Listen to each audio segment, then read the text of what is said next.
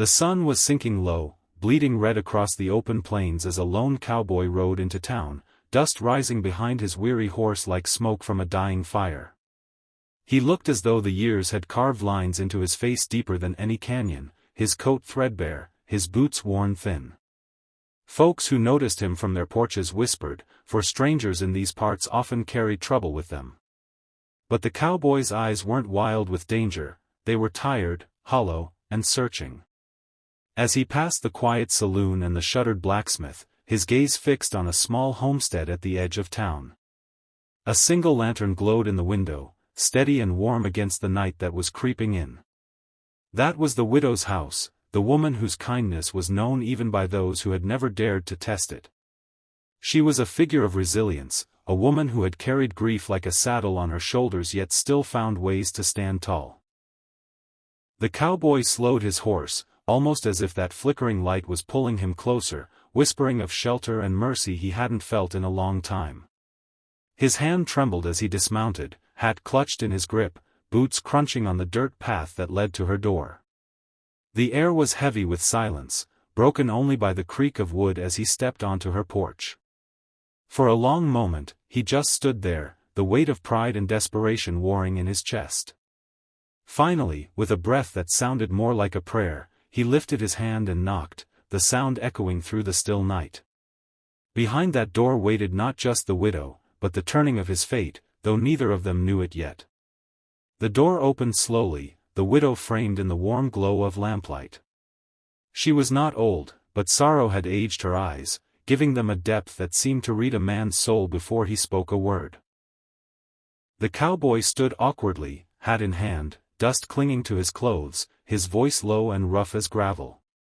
"Ma'am," he began, almost choking on the words, "I'd trade 10 herds for one night inside, just by your fire, not your bed. A roof, a meal, a little mercy." For a heartbeat, silence hung heavy between them, the kind that tests a person's heart. His words could have sounded like sin to anyone else, but the widow heard something different. She saw not desire, but desperation. This wasn't a man asking to cross her virtue, this was a man asking to be spared the cold. Her first instinct was caution. Out here, a woman alone couldn't be too trusting, but something in his eyes made her pause. They weren't the eyes of a drifter looking to take, they were the eyes of someone who had lost more than he cared to say. The widow's hand lingered on the doorframe as if she were weighing all the risks of kindness. Finally, she stepped back, her voice steady though her heart trembled. "You may come in, sir. But only for the fire." The cowboy nodded, gratitude flashing across his worn features, and he crossed the threshold as though stepping into a sanctuary. The warmth of the room wrapped around him, and for the first time in weeks, his shoulders eased beneath its quiet safety. He set his hat gently on the table, not daring to take more than he was given. And in that simple act, the night shifted. 2 lives, each carrying loss, had begun to find something unexpected in the flicker of shared light. The widow set a bowl of stew before him, steam rising like a blessing in the dimly lit room. The cowboy's rough hands trembled as he picked up the spoon, as though he feared the food might vanish if he held it too tightly. He ate slow, deliberate, each bite carrying more reverence than hunger, as if the warmth itself was something sacred. Between spoonfuls, words began to spill from him, unpolished but true. He spoke of storms that had scattered his herds across the plains, of partners who had betrayed him for profit, of long nights spent beneath a sky so wide and empty it made a man question if he mattered at all. His voice cracked once, when he admitted he hadn't shared a meal at a table in months. The widow listened quietly, her hands folded in her lap. She had heard many men talk in her life, boasting, cursing, spinning tales, but there was no pride in his story, only honesty worn bare. For years she had lived behind the armor of her grief, answering neighbors with nods and polite words, but now she felt that armor shift. In his weariness, she recognized her own. In his loneliness, she saw a mirror of her nights after her husband's passing. When he paused, embarrassed by how much he had said, she offered a small smile. "Loss makes wanderers of us all," she murmured. Her words seemed to steady him, as if she had given him permission to be more than the ruins of his past. The fire popped in the hearth, filling the silence not with awkwardness, but with a gentle, unspoken understanding. What began as a plea for shelter was becoming something richer, a fragile thread of connection weaving itself quietly between two broken souls. The fire burned low, its glow painting the room in soft gold. The cowboy leaned back in his chair, the stew long finished, but he lingered as if afraid that stepping away from this warmth might break the spell.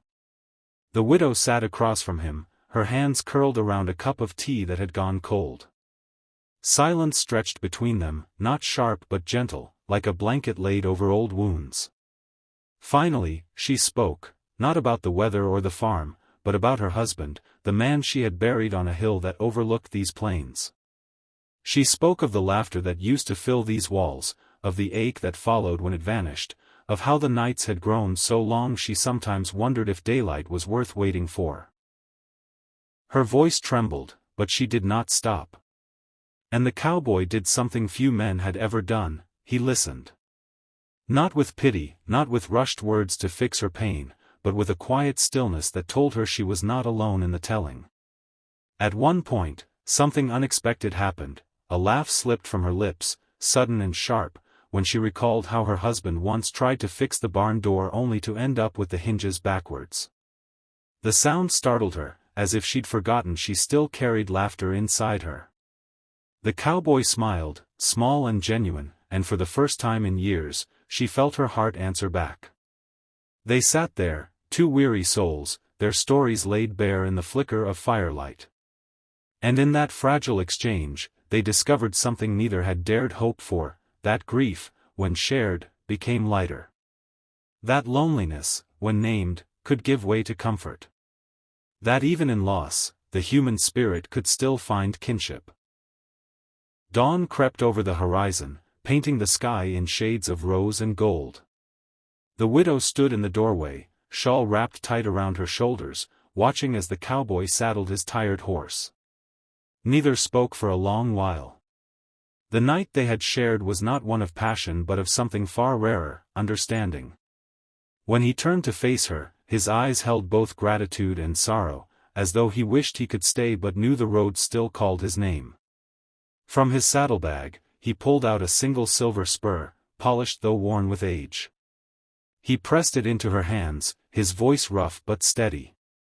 "This is all I've got left. But you gave me more than shelter, ma'am. You gave me back my humanity." The weight of the spur was small, yet the meaning behind it was heavier than gold. The widow's throat tightened as tears filled her eyes, not of grief this time, but of something gentler, something she had thought lost forever. The cowboy placed his hat back on his head and mounted his horse, tipping the brim in a silent farewell. As he rode off into the morning light, the widow held the spur close to her chest. For years, her heart had been a hollow place, but now it beat with a quiet strength. She would tell the neighbors, not about a desperate cowboy who knocked at her door, but about the night kindness bridged two lonely lives and reminded her of the goodness still left in the world. And as the dust settled on the road, she realized something simple yet profound: sometimes the greatest treasures are not cattle or coin, but compassion freely given, and the courage to see another soul as worth saving.